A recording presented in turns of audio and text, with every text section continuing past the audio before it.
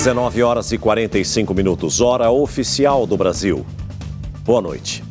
Foi presa hoje em São Paulo uma delegada recém-empossada na Polícia Civil. Ela é suspeita de prestar serviço à maior facção criminosa do país.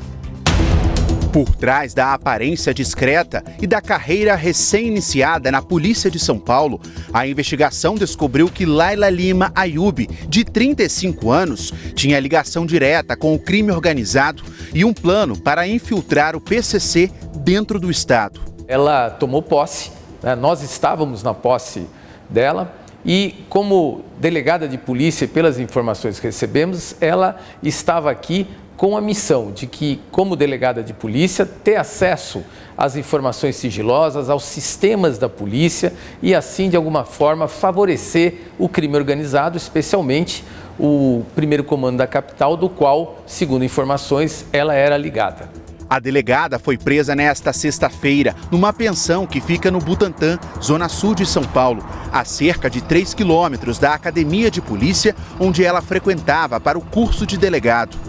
Além de Laila, o namorado dela, Jardel Neto Pereira da Cruz, o Dedéu, foi preso. Ele é apontado como líder do PCC no norte do país. Chegou a ser levado por ela ao Palácio do Governo de São Paulo.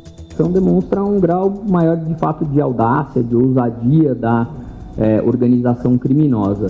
Segundo a investigação, a aproximação da delegada com o PCC teria iniciado durante o contato com lideranças criminosas presas no Pará.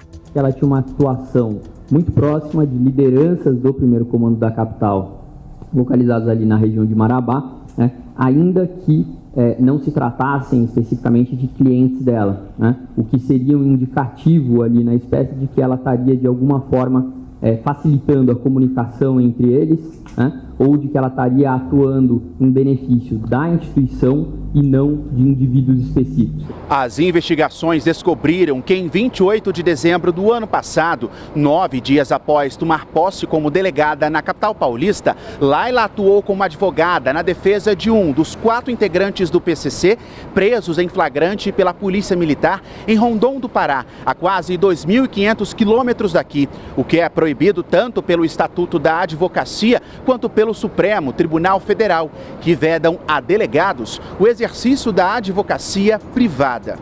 Laila é natural de Cachoeiro do Itapemirim, no Espírito Santo. Se formou em Direito e fez pós-graduações nas áreas de penal e processual, além de ciências forenses. Ela já tinha sido policial militar no Espírito Santo, foi estagiária da Defensoria Pública e veio para São Paulo aprovada nesse concurso. Então, as nossas informações levam de que ela iria sim se instalar aqui, tendo em vista que havia o desejo do crime que ela tivesse a facilidade a esses acessos. E é preciso uma verificação contundente de todos aqueles que pretendem ocupar um cargo público. Que Deus te guarde, te proteja e te faça companhia. Hoje é sexta-feira, 16 de janeiro de 2026. Veja agora os outros destaques desta edição. Adolescente que estava em piscina onde menina se afogou e morreu no interior paulista é apreendida por omissão de socorro.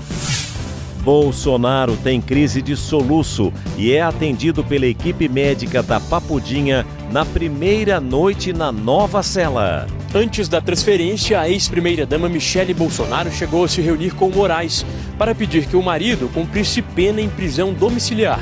A demanda, porém, foi rejeitada. Polícia Federal pede e Toffoli prorroga por 60 dias prazo de investigação da compra do Master pelo Banco de Brasília. Shopping que pegou fogo reabre no Rio de Janeiro. Novas imagens mostram brigadistas que morreram no combate às chamas. Carro com passageiros é arrastado por enxurrada na zona sul de São Paulo. Vítimas estão desaparecidas.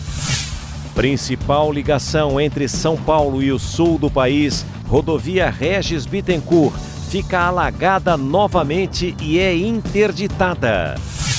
Conselho Deliberativo do São Paulo vota esta noite pedido de impeachment do presidente do clube, Júlio Casares. Conectado com você, sintonizado com o mundo, o SBT Brasil está no ar. Pelo menos 4 pessoas desapareceram durante um alagamento provocado pela forte chuva que atinge São Paulo desde o começo da tarde. 2 carros foram arrastados pela enxurrada e caíram em um córrego na zona sul da cidade. Nós vamos conversar agora ao vivo com o repórter Vinícius Rangel, que traz todas as informações para a gente. Ei, Vinícius, boa noite para você. Uma noite que traz realmente muitos problemas para o paulistano, não é isso? Ei, César, problemas e também preocupação para quem mora aqui no estado de São Paulo, precisamente, viu? A gente sabe que nessa época do verão, muita chuva acontece sempre no período do final da tarde de hoje. E, inclusive, nesta sexta-feira não foi diferente, viu? Muita chuva, inclusive essa chuva acabou fazendo com que 4 pessoas, pelo menos, desaparecessem depois desse temporal que caiu na tarde de hoje. Inclusive, nós temos imagens que mostram exatamente em que 2 veículos caíram dentro de um córrego em uma importante via da zona sul da capital, a Avenida Carlos Caldeira Filho, no Campo Limpo. A força da água foi tão grande que os carros foram arrastados em poucos segundos. O alagamento aconteceu por volta das 6 da tarde. Equipes do Corpo de Bombeiros foram acionadas imediatamente. Pelo menos 4 viaturas atuam neste exato momento nas buscas, que seguem difíceis por causa do volume da água e também da correnteza. A região continua em pontos de alagamento e o trabalho agora é localizar as vítimas e avaliar os riscos no entorno. No mesmo bairro, em outro ponto, as ruas também estão inundadas e carros foram arrastados. Enxurradas e alagamentos foram registrados em vários pontos da capital paulista. A Defesa Civil emitiu um alerta severo para fortes chuvas aqui na capital paulista, que continua em estado de atenção. O comunicado diz que uma forte chuva está se espalhando com raios, ventos fortes e condição péssima, com inclusive previsão de chuva de granizo aqui na nossa região. César, nós estamos tentando chegar num ponto onde toda essa tragédia aconteceu, onde inclusive as 4 pessoas estão desaparecidas, incluindo uma idosa que estava dentro de um carro que foi levado aí por uma enxurrada nessa região da avenida, e nós voltamos a qualquer momento com outras informações. Está muito trânsito aqui em São Paulo, nossa equipe continua seguindo em direção lá para ver se consegue localizar e saber mais informações sobre esse trabalho do Corpo de Bombeiros e, claro, trazer uma boa informação dessas vítimas que foram encontradas pelo Corpo de Bombeiros. César. Obrigado pelas informações, Vinícius. Tomara realmente que elas possam ser encontradas, todas essas pessoas, e com vida. A vida de repórter não é fácil. Até logo mais. E olha, nós vamos continuar falando sobre a chuva forte aqui em São Paulo. Por quê? Um trecho da rodovia Regis Bittencourt, que faz ligação com o sul do país, voltou a ser interditado. Na zona norte da capital, um muro desabou. Nós vamos continuar trazendo a melhor informação ao vivo para você agora com o Marco Pagetti, que traz todos os detalhes. Boa noite para você, Pagetti. Tem alguma informação de pessoas feridas? Conta para a gente. Oi, César, boa noite a você, aos amigos do SBT Brasil. Por sorte, nenhum ferido, mais uma imagem impressionante. Inclusive o muro está aqui atrás de mim, o pessoal segue ali tentando fazer uma proteção. Era por volta das 3h40 da tarde, quando chovia muito aqui na zona norte de São Paulo. Esse muro desabou e destruiu um carro. Eu conversei com o motorista do veículo, ele me informou que tinha acabado de sair do carro com a esposa e com os filhos. Chegou até a esquina, quando ele ouviu o barulho, olhou para trás, viu que o carro dele estava completamente destruído. Falei aqui na empresa, o pessoal agora está trabalhando na reconstrução do muro. Primeiro, eles vão fazer a proteção e depois vão reconstruir essa parte do muro que caiu. Por sorte, nenhum ferido. Só que os prejuízos da chuva, mais problemas também em toda a cidade de São Paulo e na Grande São Paulo. A rodovia Regis Bittencourt amanheceu com cerca de 40 quilômetros de congestionamento. As pistas tiveram que ser interditadas para a limpeza da lama que tomou a estrada. Agora, no finalzinho do dia, a rodovia voltou a ser fechada. Em Mauá e nas cidades do ABC Paulista, ruas também ficaram alagadas e carros foram arrastados pela enxurrada. No final de semana, a previsão é que as rajadas de chuva e vento devem continuar, com previsão de raios e queda de granizo em alguns pontos do estado. De momento, a chuva deu uma trégua aqui na zona norte de São Paulo, mas os estragos seguem por toda a capital paulista, César.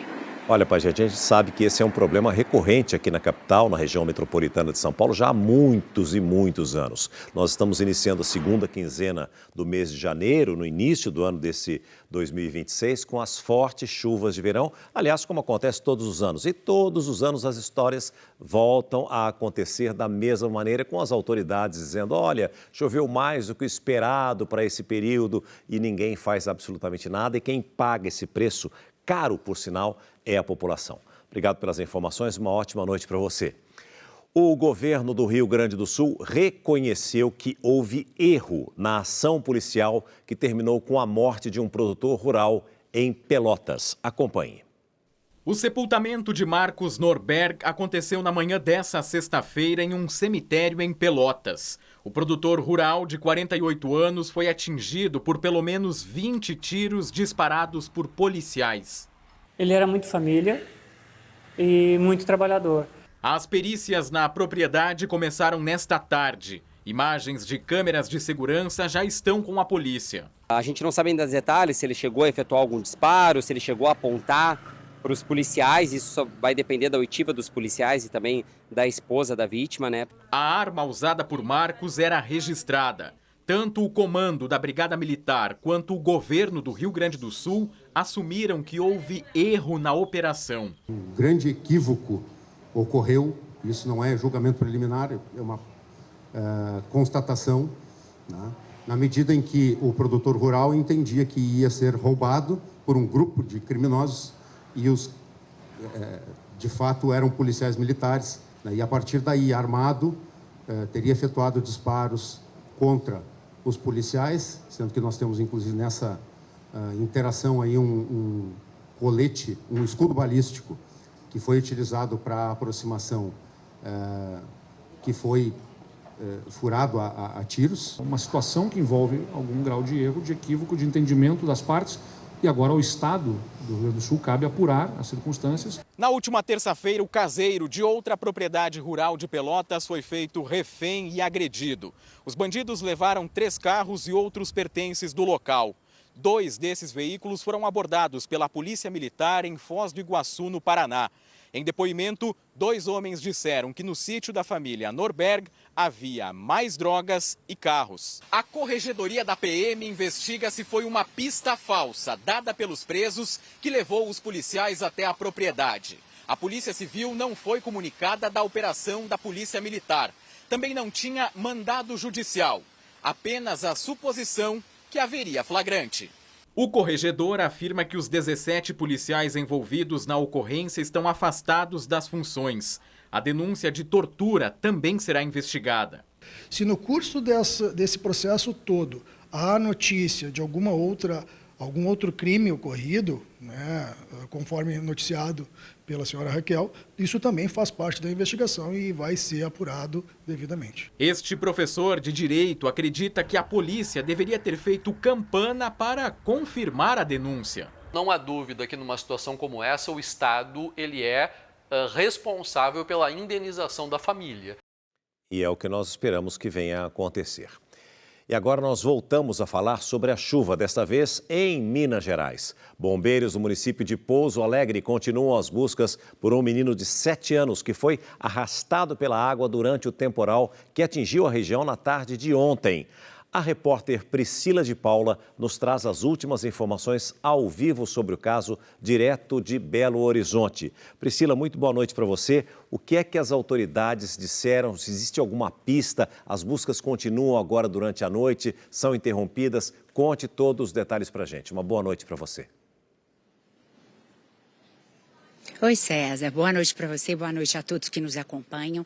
As buscas continuam intensamente, mas ainda não há pistas sobre o paradeiro desse menino. De acordo com as autoridades de Pouso Alegre, no sul de Minas, o menino estava brincando num córrego da cidade com 2 amigos, quando a chuva forte fez com que o volume da água subisse muito e eles acabaram sendo levados pela enxurrada. Eram 3 meninos. Um conseguiu sair, o outro foi socorrido depois de gritar bastante por socorro. É um menino de 10 anos que ficou preso a uma manilha do sistema de esgoto. Ele foi retirado da água por um morador da cidade. O terceiro menino, de 7 anos, foi arrastado pela correnteza e sugado por um tubo de drenagem do rio. Os bombeiros de Pouso Alegre começaram as buscas pela criança assim que souberam do desaparecimento. Ontem mesmo, as equipes seguem procurando e um equipamento para ajudar a escanear melhor a rede de saneamento da cidade está vindo de São Paulo para Pouso Alegre, no sul de Minas, para tentar ajudar a localizar essa criança. César.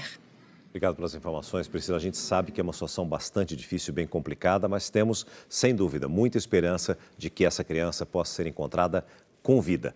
A qualquer momento, ela pode voltar trazendo novas informações ao vivo e direto de Belo Horizonte. A polícia de São Paulo apreendeu uma adolescente que presenciou o afogamento de uma menina de 11 anos em Campinas, no interior paulista. Ela é acusada de não prestar socorro à criança que morreu. Segundo as investigações, a bomba da piscina passava por manutenção na hora do acidente, mas foi consertada e religada. Pouco depois, Ana Clara, de 11 anos, se afogou quando o cabelo dela ficou preso no ralo. Ela chegou a ser socorrida, mas não resistiu. Uma adolescente de 15 anos, que era amiga de Ana Clara, foi apreendida e vai responder por ato infracional análogo a homicídio. A jovem ficou por cerca de 15 minutos ao lado de Ana Clara e não ofereceu ajuda. A polícia segue ouvindo testemunhas e aguarda laudos da perícia. Um dos principais líderes do Comando Vermelho foi morto durante uma operação em uma favela da Ilha do Governador, zona norte do Rio. Quem vai trazer as notícias agora ao vivo para a gente é o Elias Arruda. Elias, esse suspeito já era procurado, ele já tinha algum tipo de conflito com a polícia? Conta tudo para a gente. Uma boa noite para você. Boa noite para você, César. Boa noite a todos que nos acompanham. Sim, já era procurado, era foragido da justiça, inclusive suspeito de ter realizado diversos ataques contra unidades policiais aqui do Rio de Janeiro. Na ação dessa sexta-feira, o que eles fizeram, César? A polícia conseguiu interceptar o veículo em que o suspeito estava. Houve, claro, resistência e também confronto. 2 suspeitos foram detidos. Fuzis também foram apreendidos e os seguranças do criminoso conseguiram escapar. Cachulé estava foragido há mais de 10 anos. Contra ele já existiam pelo menos 3 mandados de prisão. O criminoso é apontado como responsável pelo controle do tráfico de drogas na Ilha do Governador. Ele já havia sido denunciado pelo Ministério Público em 2023 por tentar matar um policial militar e é também o principal suspeito de liderar o ataque a um posto de policiamento comunitário em novembro de 2017. E de acordo também com alguns moradores da Ilha do Governador, houve represálias também com ruas interditadas por parte de criminosos. César. Obrigado pelas informações, Elias. Uma ótima noite a você, a todos os cariocas e fluminenses. Uma situação bastante complicada, porque isso só vem aumentando a criminalidade no Rio. E quantos são já esses líderes de facções que você já ouviu falar ao longo dos anos que são procurados pela polícia? Esse último aí estava procurado há 10 anos. É muito tempo, é uma criminalidade que só aumenta, não apenas no Rio, mas em todo o país. E por falar no Rio de Janeiro, voltou a funcionar hoje na Cidade Maravilhosa o shopping atingido por um incêndio. 2 pessoas morreram. Nós vamos relembrar aqui no telão quem foram essas vítimas. Olha só, a brigadista Emelin Silvia Aguiar, de 26 anos, e o chefe da segurança, o Anderson Aguiar do Prado, de 43, morreram por asfixia 2 semanas atrás. Veja como ficou a loja onde o incêndio começou no subsolo do shopping. Essas são as últimas imagens que você está acompanhando junto comigo da brigadista se arrumando para o combate às chamas, e esse é o chefe de segurança saindo de maca, ainda com vida, do local. A gravação mostra, sem dúvida, um ato de heroísmo. Vamos conferir todos os detalhes a partir de agora nessa reportagem especial.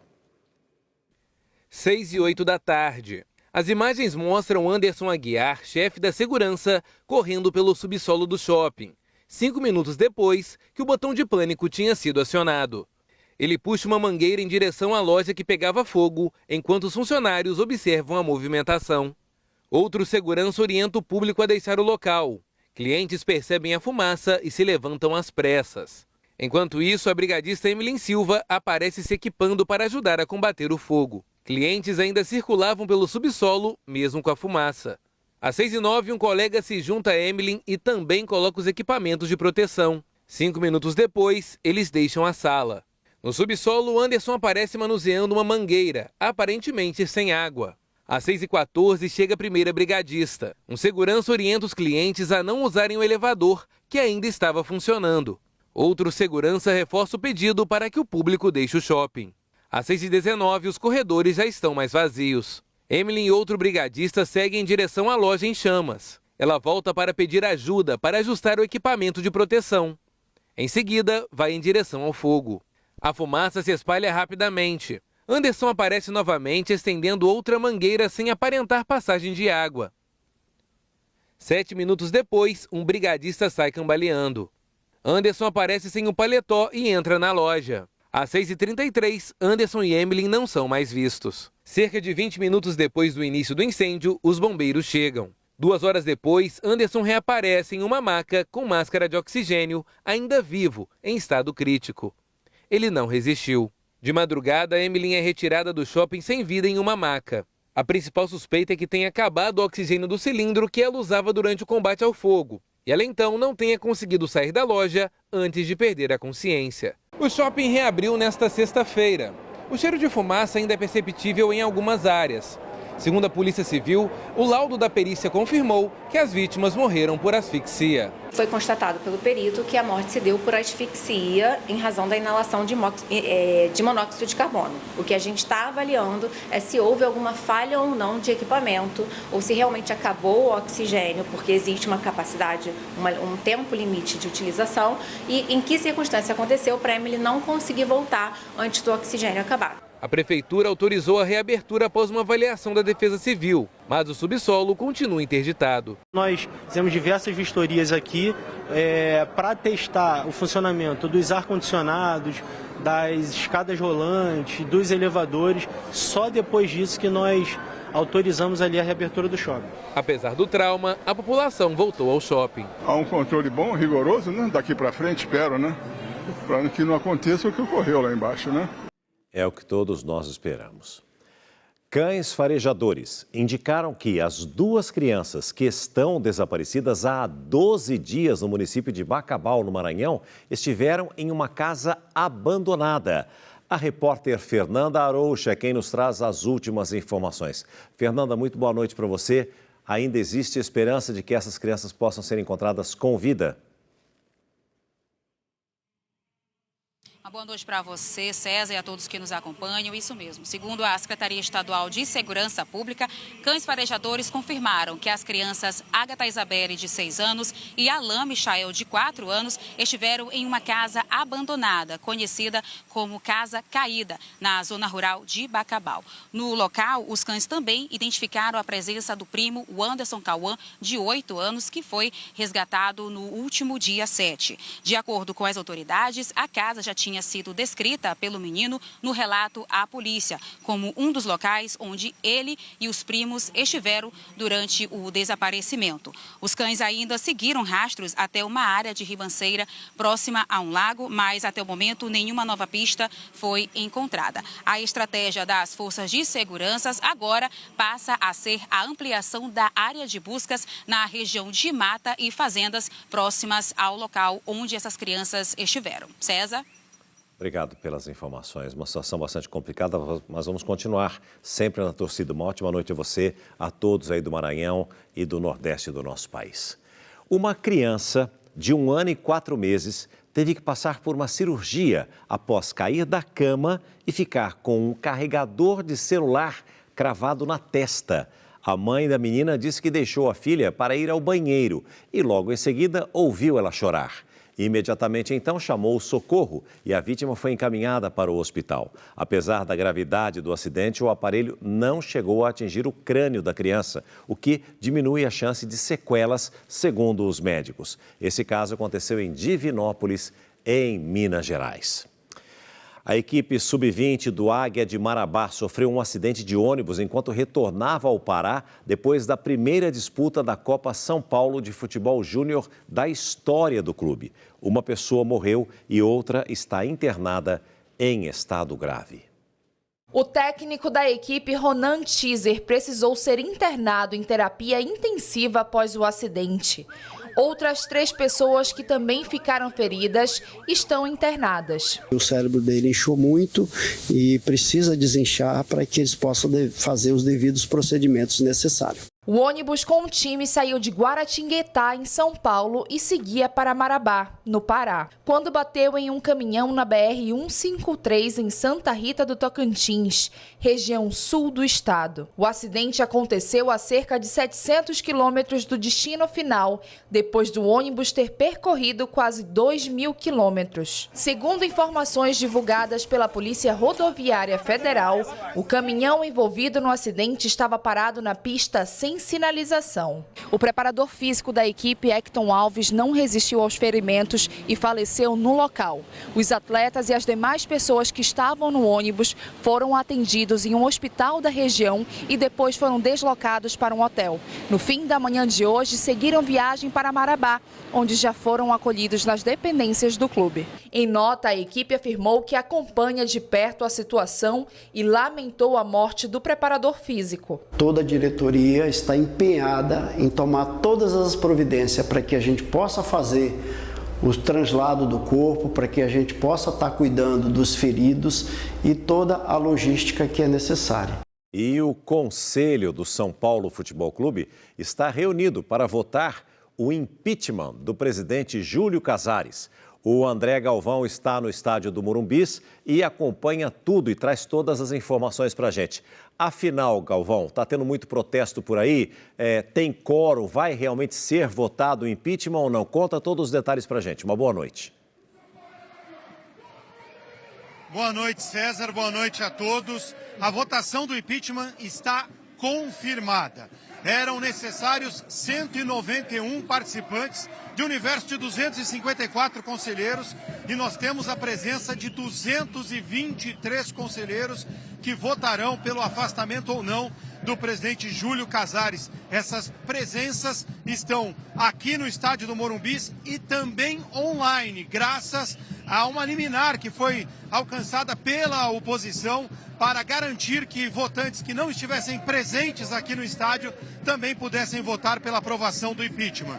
São necessários 171 votos destes 223 conselheiros para que seja aprovado o impeachment do presidente Júlio Casares. E a tendência que a gente pode passar para o torcedor são paulino é que o presidente deve ser afastado hoje à noite, já que são muitos que se manifestam a favor do afastamento de Júlio Casares. Aqui no estádio do Morumbis, do lado de fora, o nosso repórter cinematográfico Fabiano Lima mostra agora os torcedores do São Paulo que fazem protestos pedindo a saída do presidente Júlio Casares. Enfrentam uma noite de chuva na capital paulista e clamam pela saída do presidente, que é acusado de diversos crimes, e a votação do impeachment dessa noite ocorre por conta da comercialização de camarotes clandestinos em shows realizados aqui no estádio do Morumbis. Se for aprovado o impeachment, Harry Macis, um empresário de 80 anos, hoje vice-presidente do clube, assume interinamente a presidência do São Paulo. César. André Galvão, peço que você permaneça conosco aí de plantão, porque a qualquer momento você pode voltar trazendo novas informações dessa manifestação que está acontecendo em frente ao estádio do Morumbis. Daqui a pouquinho poderemos trazer atualizações a respeito da votação, de como está sendo conduzida esse pedido de impeachment por parte dos conselheiros do São Paulo. Mas o Mauro Betting está conosco aqui. O Mauro, muito boa noite. Boa noite, dentro que é possível, né, Celso? Dentro da possibilidade. O seu tricolor não vai muito bem. Mas o que eu quero dizer para você é o seguinte, independentemente do seu lado profissional, com que idade você começou a acompanhar o futebol um pouco mais de perto? Desde o dia 3 de setembro de 1972, 6 anos e um dia, quando o Palmeiras empatou com o São Paulo no Pacaembu e foi campeão paulista contra o São Paulo, então bicampeão. Bom, a partir de 72 para cá, o São Paulo, que é um clube quase centenário, você já viu alguma situação parecida com com essa que nós Jamais. estamos vivenciando. Não, é o fundo do poço do São Paulo? É o fundo do poço, até porque a dívida é impagável de quase 1 bilhão, 910, 920 milhões de reais de dívida. Dívidas morais com o torcedor, com os atletas e com o torcedor que ontem, mesmo com chuva, tinha mais de 16 mil pessoas no estádio do Morumbi, a terceira maior torcida do país. E tanta coisa errada que vem desde a manutenção de mais um mandato do Juvenal Juvencio, feito pelo Carlos Miguel Aidar, que à época renunciou para não sofrer impeachment, e mais um impeachment que pode acontecer. Independente das causas, e a gente sabe, inclusive no país, que muitas vezes o impeachment é mais político do que propriamente que tenha motivos factuais, um pouco mais, um pouco menos. O problema é o seguinte, saindo o Casares, ou mesmo ficando o Casares, independente do resultado hoje, não vai resolver amanhã o estado do São Paulo. Não, é coisa para muito tempo, lamentavelmente, um clube que é exemplar, tri da América e tri do mundo. Que foi exemplar. Que ainda é exemplar, mas agora é exemplo do mau sentido. Né? Quer dizer, isso sim. Lamentavelmente, Isso os sim. cardeais e a situação Mas você não deplorável. acredita que, independentemente do resultado da votação de hoje, que moralmente, você falou em moral aí, moralmente não tem como continuar da forma como está o São jeito Paulo? que está, lamentavelmente não. Talvez a melhor saída para o Júlio Casares é a mesma adotada pelo Carlos Miguel Aidar há 10 anos, numa outra situação. Só que ele mesmo aconselhou pessoalmente ao Júlio para que ficasse. Ele não renunciasse, como se chegou a cogitar ontem em outros dias. Então, o São Paulo está numa situação terrível, não vou dizer que falimentar, mas muito próximo, ou próximo disso, é uma situação delicada, porque não tem por onde pagar, e deve muito ao futebol, e o futebol brasileiro e mundial, que deve ao São Paulo um trio mundial, infelizmente, de novo, está nas páginas policiais e políticas na pior acepção possível. Mas o que eu percebo, Mauro, eu também acompanho futebol desde garoto, né? É que sempre a gente ficava sabendo da eleição no São Paulo, no dia seguinte, fulano foi eleito, você nem sabia que ia ter a votação, não é verdade? Os cardeais se fechavam num conclave tricolor no Morumbi. E a partir daqui, eu já disse isso aqui, volto a repetir, desde que o Juvenal Juvencio praticamente rasgou o estatuto. Sem dúvida. Convocou o terceiro mandato, a partir dali, ali degringolou. Porque é uma sede pelo poder, né? Todos querem permanecer. A perpetuação do poder é a palavra que eu queria usar. E olha, o Juvenal é um dos maiores presidentes da história de São Paulo, Carlos Miguel Aidar também, como no Vasco, Eurico Miranda, como no Corinthians, Alberto Dualib, como no Palmeiras, Mustafa Contursi, como no Santos, Marcelo Teixeira,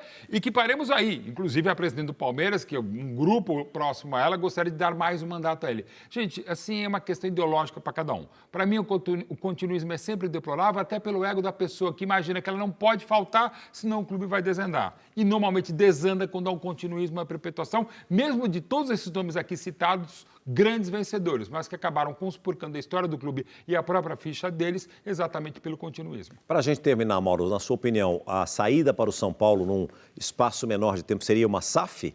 É uma das saídas, não é... Porque, por exemplo, a SAF do Vasco deu muito errado. A do Botafogo deu certo, mas tem um problema hoje. A do Cruzeiro já mudou 2 vezes. A do Bahia, do Grupo City, é muito legal. É um dos caminhos. Do jeito que está, não pode ficar. Ou como diria o grande personagem o Conde de Lampedusa, as coisas precisam mudar para que elas continuem as mesmas. No São Paulo, não é o caso mesmo. Mauro Betting, uma enciclopédia. Muito obrigado. Sempre uma honra ter você aqui com a gente. Mauro. Mais de 20 mulheres que sonham em fazer cirurgia plástica denunciam que caíram em um golpe. Preste atenção, elas compraram pacotes pela internet e os procedimentos nunca foram realizados.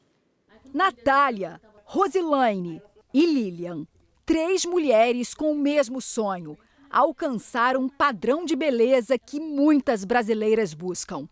Quando o desejo encontra uma promoção, fica difícil resistir. Esse sonho se tornou um pesadelo, né? Não só para mim, como para várias outras mulheres. Rosilaine pagou R$14 mil pela cirurgia, que seria realizada em 1 mês, mas nunca aconteceu. A da Natália também não. Ela faria uma abdominoplastia e colocaria próteses nos seios. Investiu R$18 mil. Eu sempre tive autoestima baixa, de não me aceitar. Aí eu trabalhei... Desculpa. Eu comecei a trabalhar, juntar meu dinheiro para fazer a cirurgia. Falei, agora vai, né? Elas acreditaram nesses anúncios, com preços muito abaixo do mercado. Tinha um carro, né? Carro simples, mas que me ajudava muito. Eu vendi, ele valia R$8 mil, eu vendi por 5, né? Para poder dar parte da cirurgia, né? Aí fora a hora extras que eu trabalhei, né, fazia 12 horas na empresa. Os pacotes, que incluem até 3 procedimentos, são anunciados nas redes sociais. E é pela internet que as vítimas fecham negócio. Na maioria das vezes, dão um valor de entrada e o restante do dinheiro em parcelas. Mas os médicos alertam, antes de pagar por uma cirurgia plástica, o paciente precisa ser avaliado por um profissional qualificado. A cirurgia plástica é uma cirurgia como outra qualquer. Ela precisa de um diagnóstico, ela precisa de uma consulta médica, depois ver exatamente qual é a melhor indicação, qual é a melhor cirurgia. E você não acha isso no anúncio. As 3 já registraram queixa na polícia contra Andressa Ferreira por ter vendido os pacotes. A advogada das vítimas diz que a acusada já responde a pelo menos 18 processos referentes à falta de restituição de dinheiro. Pode sim caracterizar ou uma apropriação indébita ou mesmo estelionato. Lilian foi a única que recebeu de volta parte do valor que havia pago para fazer a cirurgia. Dos R$11 mil, 3 já foram devolvidos por Andressa. Ela não operou, mas carrega uma cicatriz difícil de apagar. A gente planeja uma coisa, às vezes se despede de bens, luta por aquilo e não acontece. Em cirurgia plástica não é diferente. Cada caso é um caso. Você, se pretende fazer algum procedimento, deve passar pelas mãos de uma pessoa que é especialista no assunto, jamais apenas pela internet. Em nota, a assessoria jurídica da empresa disse que os procedimentos sofreram atrasos por causa das festas de fim de ano e estão sendo reagendados. Olha, alugar um imóvel ficou mais caro e não é impressão não. Com a alta dos juros, a dificuldade de financiar a casa própria e mais gente disputando os mesmos imóveis, os preços dos aluguéis dispararam e já sobem o equivalente ao dobro da inflação no país. A vizinhança é ótima, arborizada e o apartamento tem 60 metros quadrados, com 2 quartos e uma boa cozinha, do jeito que a Suzane e o noivo queriam para morar. Mas quando o contrato completou 30 meses, o reajuste foi uma paulada no bolso. O proprietário pediu um aumento de 30% no valor do aluguel. Foi complicado, nós tentamos negociar, ali, e conseguimos chegar em 25% de aumento. O casal até pensou em buscar um novo imóvel, mas mudou de ideia. Sim, pesquisei vários na região, porém os valores estavam ainda acima do aumento proposto pelo proprietário. E não é só no seu bairro, Suzane. Os aluguéis novos aumentaram 9,44% em 2025. É o dobro do IPCA, índice oficial da inflação, que é referência atualmente para reajuste nos contratos já existentes. O índice FIPE-ZAP de aluguel residencial levantou anúncios de aluguel em 36 cidades no país. 34 registraram alta, sendo 21 de 22 capitais pesquisadas. Uma das explicações está no mercado de trabalho. Mais pessoas ofertaram trabalho e conseguiram trabalho. E, além disso, tem as pessoas que já estavam trabalhando e experimentaram aumentos de renda. O preço do aluguel também está pressionado por causa da casa própria, ou melhor, da dificuldade em adquiri-la. A taxa Selic está em 15% ao ano, que encarece o financiamento imobiliário. Com isso, a demanda por imóveis que estão disponíveis para alocação cresce e, com ela, os valores. Apesar do reajuste médio em quase 10%, o que é salgado para o consumidor que não viu o salário subir no mesmo ritmo, o avanço foi menor que o registrado antes, em 2024. A economista acredita que os aluguéis tendem a subir menos daqui para frente, porque os proprietários já conseguiram recompor os valores que ficaram defasados durante a pandemia.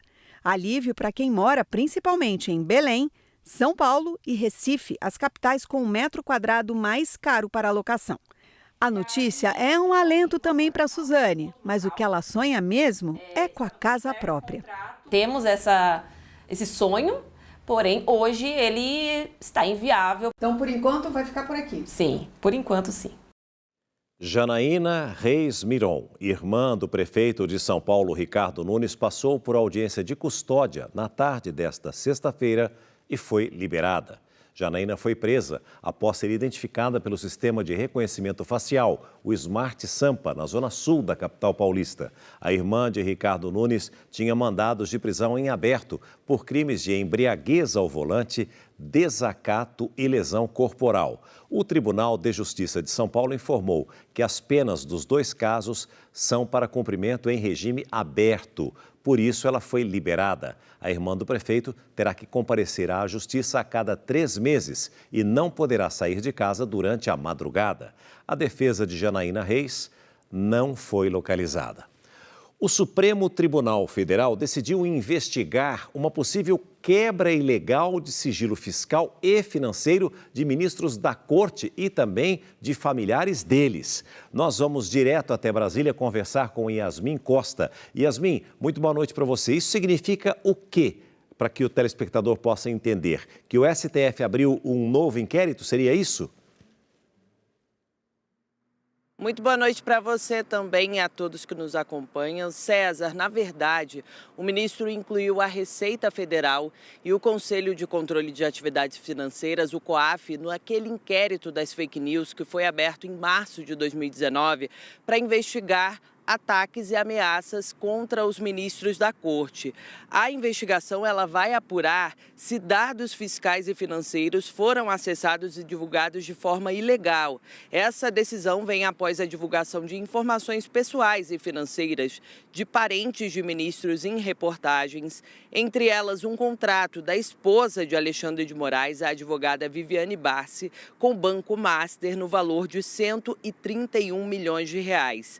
Outras reportagens citam negócios de familiares do ministro Dias Toffoli, relator do processo do Banco Master. Houve referência, inclusive, a negócios de irmãos do ministro com fundos investigados pela Polícia Federal. Em nota, a Receita Federal disse que segue todas as recomendações legais, respeita o sigilo fiscal e o COAF disse que não vai comentar esse caso. César. Obrigado pelas informações, Yasmin, mas o que todos nós brasileiros, de bem esperamos é que tudo seja devidamente investigado até o final e, se forem culpados, que eles paguem pelos crimes que cometeram. Obrigado pelas informações, uma ótima noite a você, a todos de Brasília e da região central do nosso país. O ministro Dias Toffoli, do Supremo Tribunal Federal, mudou o cronograma das investigações sobre o Banco Master e determinou que a Polícia Federal apresente um novo calendário de depoimentos com um prazo reduzido. A pedido da PF, ele prorrogou a investigação por mais 60 dias. Em um despacho enviado à Polícia Federal, o ministro Dias Toffoli determinou que a corporação apresente novas datas para os depoimentos do caso Master, que agora devem ocorrer em um intervalo de no máximo 2 dias. Essa mudança de ritmo levou a APF a cancelar as oitivas que estavam agendadas entre os dias 23 e 28 de janeiro. No documento, Toffoli justificou que a reorganização do cronograma se deve à limitação de pessoal e à disponibilidade de salas nas dependências do Supremo. O ministro determinou ainda que outros pedidos formulados no inquérito só serão analisados após a conclusão dessas diligências. Em outra decisão publicada ontem, o relator indicou nominalmente 4 peritos da Polícia Federal que vão fazer a perícia, especialmente dos 39 celulares e 31 computadores apreendidos na segunda fase da Operação Compliance Zero. A PF não teria sido consultada para a escolha dos nomes, o que gerou mal-estar na corporação. Para este professor de Direito Constitucional, a medida chama a atenção. O ministro Toffoli vincular certos peritos dentro do inquérito policial, do procedimento de investigação, não é nada comum. É considerado um fato excepcionalíssimo que talvez um dia se entenda no dia que esse sigilo em grau máximo for levantado, porque, por hora, nós não temos sequer acesso às informações. O caso do Banco Master também passou a ser acompanhado pelo Senado. A Comissão de Assuntos Econômicos criou um grupo de trabalho para monitorar as investigações. A medida foi formalizada pelo presidente da comissão, senador Renan Calheiros. Na prática, esse grupo poderá apresentar requerimentos para convocar autoridades e pessoas investigadas, além de pedir informações oficiais e apresentar propostas legislativas. Toffoli também retirou o sigilo da decisão do dia 6 de janeiro, que autorizou a quebra do sigilo dos bancários e fiscais de 101 pessoas e entidades investigadas por supostas fraudes no caso Master. Foi a mesma decisão em que o ministro determinou o bloqueio e sequestro de bens no valor de 5 bilhões e 700 milhões de reais de 38 investigados. As quebras nos sigilos abrangem o período de 20 de outubro de 2020 a 21 de outubro de 2025, que é o intervalo em que os alvos na investigação estariam no controle do Master. As primeiras horas de Jair Bolsonaro na Papudinha foram marcadas por uma nova crise de soluços e pelo reforço no plantão dos profissionais de saúde. Com a transferência, o ex-presidente agora tem mais espaço, com novas regras da carceragem. Uma médica militar ficou de plantão na cela do batalhão da Polícia Militar em Brasília, na primeira noite de Jair Bolsonaro preso no local. A Secretaria de Saúde do Distrito Federal disse que está organizando uma escala para garantir atendimento médico ao ex-presidente 24 horas por dia. Segundo informações do jornalista Leandro Magalhães, do SBT News, Bolsonaro voltou a apresentar uma forte crise de soluços e pediu assistência dos profissionais de saúde. Isso logo depois de receber a visita de advogados e da esposa, Michele Bolsonaro, que levou comida para o ex-presidente. Antes da transferência, a ex-primeira-dama havia se reunido pessoalmente com o ministro Alexandre de Moraes, do STF. Ela solicitou a prisão domiciliar para o marido, mas teve a demanda rejeitada. Horas depois da decisão, Moraes discursou na formatura de alunos de direito e, sem mencionar Bolsonaro, disse que fez o que tinha de ser feito. Mas eu me contive hoje, né? Acho que hoje eu já fiz o que eu tinha que fazer. Nesta sexta-feira, Michele voltou a contestar a condenação. Meu marido não cometeu crime algum, não houve nenhum golpe, nunca deveria ter sido condenado, escreveu em uma rede social. Mas logo depois apagou a publicação e escreveu outra nota, sem menção à inocência de Bolsonaro, mas defendendo a prisão domiciliar dele. Na decisão sobre a transferência, Alexandre de Moraes afirma que ainda vai aguardar o resultado da perícia médica para avaliar, se for o caso, um novo local de custódia ou a adaptação do espaço atual. O laudo da perícia, que deve ficar pronto em até 10 dias, será publicado às vésperas do retorno do recesso parlamentar. Com o fim do recesso, a pressão vai ser muito grande, não só da dosimetria, como também da prisão domiciliar, que é fundamental em função do estado de saúde dele. Nós não podemos conceder benefícios extraordinários ou não para qualquer preso, porque eventualmente há um grupo político insatisfeito. Enquanto isso, Bolsonaro seguirá numa cela mais ampla e com regras mais flexíveis que as anteriores. Na superintendência da PF, Bolsonaro estava numa cela de cerca de 12 metros quadrados, projetada para apenas uma pessoa. O espaço se resumia a 2 ambientes, banheiro e quarto, com ar-condicionado, frigobar, televisão e cama. Na Papudinha são cerca de 65 metros quadrados, 55 cobertos e 10 de área externa. A cela tem quarto, banheiro, sala, cozinha, lavanderia e uma área externa com mesa e cadeiras. Antes, na Polícia Federal, eram 3 refeições por dia, café da manhã, almoço e jantar, com entrega diária de comida caseira. Na Papudinha são 5, café da manhã, almoço, lanche, jantar e ceia. Na Polícia Federal, Bolsonaro recebia as visitas em uma sala administrativa, às terças e quintas, das 9 às 11 da manhã, com permanência máxima de 30 minutos por visitante. Na Papudinha, a decisão judicial destaca um espaço amplo, com possibilidade de visitas nas áreas coberta ou externa. Também são 2 dias da semana, quartas e quintas, das 8 às 10, das 11 às 13 ou das 2 às 4 da tarde. Estão autorizadas visitas simultâneas e até 2 horas por visitante. Bolsonaro também terá direito à assistência religiosa. O bispo evangélico Robson Rodovalho e o pastor e deputado distrital Tiago Manzoni poderão, às terças ou sextas-feiras, passar 1 hora com o ex-presidente. Eu tenho certeza que esses encontros, não só comigo, mas com o bispo Robson Rodovalho também, vão manter acesas no presidente a fé e a esperança para que ele supere esses momentos difíceis, esses momentos adversos que ele está vivendo.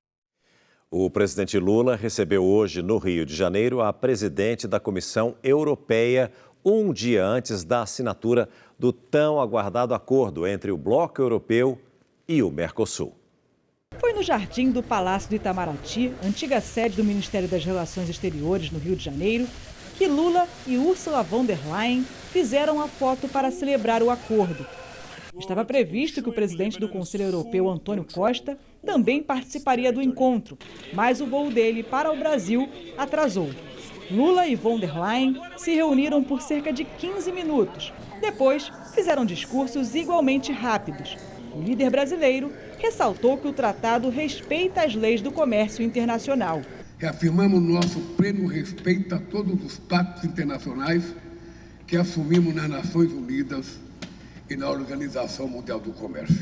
É bom para o Brasil, é bom para o Mercosul, é bom para a Europa e é bom, e muito bom, sobretudo, para o mundo democrático e para o multilateralismo.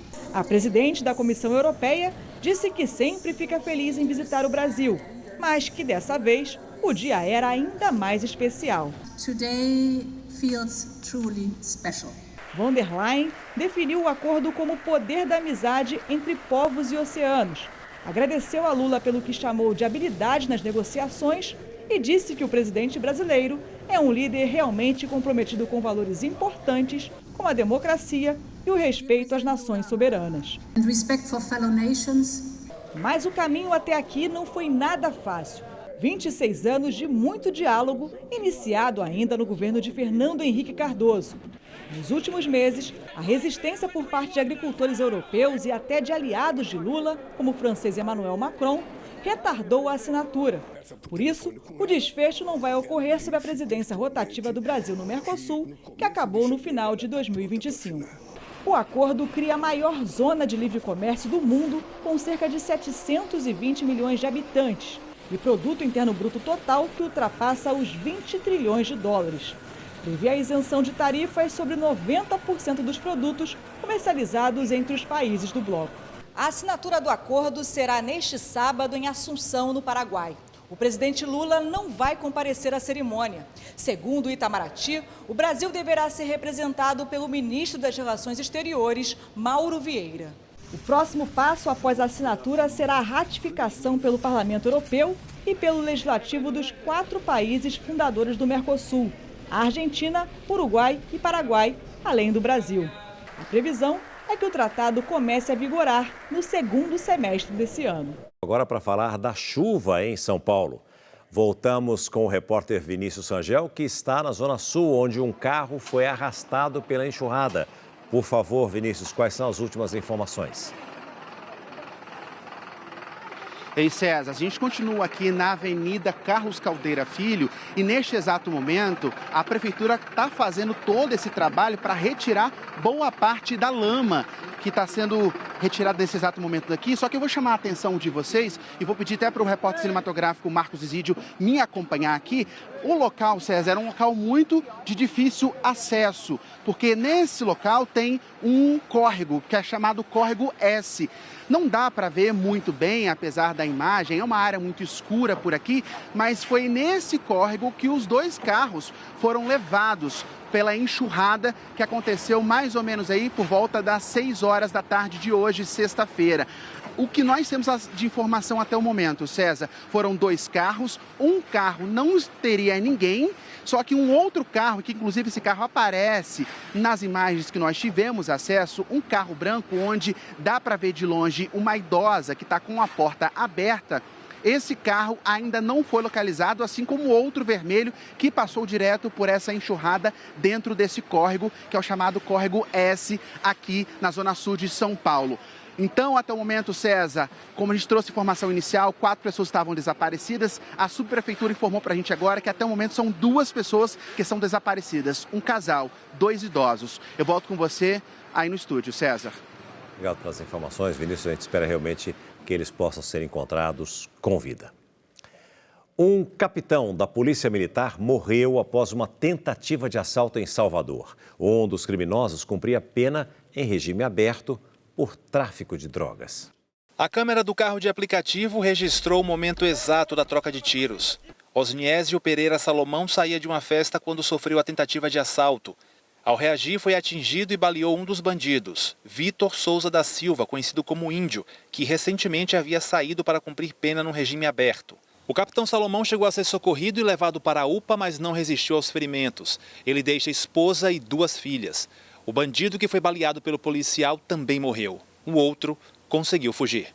Hoje, amigos, familiares e colegas da corporação se reuniram para se despedir do agente. Eu digo que o policial militar, antes de tudo, é um cidadão.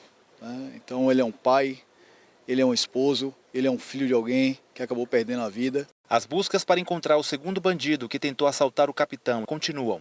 Nós já iniciamos a operar desde ontem em cima desse caso e não vamos parar enquanto não chegarmos a todos os culpados. Sempre que um policial morre, a sociedade sangra. Países europeus estão investigando a inteligência artificial ligada ao X, o antigo Twitter. A tecnologia da empresa de Elon Musk é acusada de criar fotos de mulheres e crianças reais com roupas íntimas. Não faltaram adjetivos durante a semana. Disgusting and they're shameful. Nojento, vergonhoso, disse o premier britânico Keir Starmer em uma das condenações mais acaloradas. O alvo era o Grok, inteligência artificial disponibilizada pela plataforma X, o antigo Twitter. A tecnologia foi usada para capturar imagens de crianças e mulheres britânicas e reproduzi-las em roupas íntimas, em alguns casos, sem roupa nenhuma.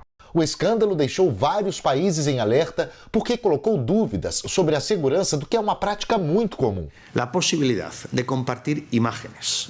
O fato de as pessoas compartilharem fotos pessoais ou da família em redes sociais não dá liberdade para que essas imagens sejam usadas em outro contexto, disse Félix Bolaños, ministro da Justiça da Espanha. O bilionário Elon Musk, dono do X, defendeu o uso do instrumento falando em liberdade de expressão. Mas diante da pressão e da ameaça de multas milionárias, acabou recuando e anunciou que vai barrar a sexualização de imagens nos países onde a prática é ilegal. Apesar do recuo da plataforma X, o Reino Unido tem uma postura cautelosa sobre o assunto, segundo informou nesta sexta-feira um porta-voz do governo britânico em conversa com correspondentes estrangeiros. Mesmo com a mudança de postura, a Ofcom, agência reguladora das comunicações no país, avisou que a investigação continua. Os reguladores querem saber como a inteligência artificial está acessando e modificando a imagem de pessoas sem o consentimento delas, especialmente de grupos mais vulneráveis, como crianças e adolescentes. E o que exatamente está sendo feito para impedir que isso aconteça. Não é a única polêmica envolvendo a inteligência artificial de Elon Musk, que já foi acusada de expor milhares de mensagens de usuários em sites de busca e até de elogiar Adolf Hitler. Países como o Reino Unido, Espanha, além da União Europeia, já estão atualizando suas legislações para impedir que liberdade de expressão e de pesquisa não possa ser transformada em abuso, no terreno de infinitas possibilidades da inteligência artificial. E o SBT transmite daqui a pouco, às 10 da noite, o show do cantor Belo, uma das principais atrações do Verão Maior Paraná 2026. A expectativa do festival é quebrar o recorde de público da última edição, que atraiu mais de 1.800.000 pessoas. Já passaram pelos palcos paranaenses grandes nomes, entre eles a Loki. Sol DJ reuniu 338 mil pessoas nas areias da praia de Caiobá, em Matinhos. Tem alguém feliz aí? Que festa maravilhosa, muito obrigado por essa energia. E hoje, o SBT transmite o show de Belo às 10 horas da noite. E hoje tem mais Verão Maior Paraná.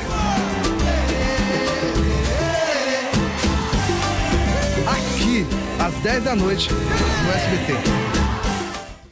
Não perca, você fica agora com a novela Amar. Muitíssimo obrigado a você que liga e se liga todo dia, o dia todo, junto com a gente aqui na tela do SBT.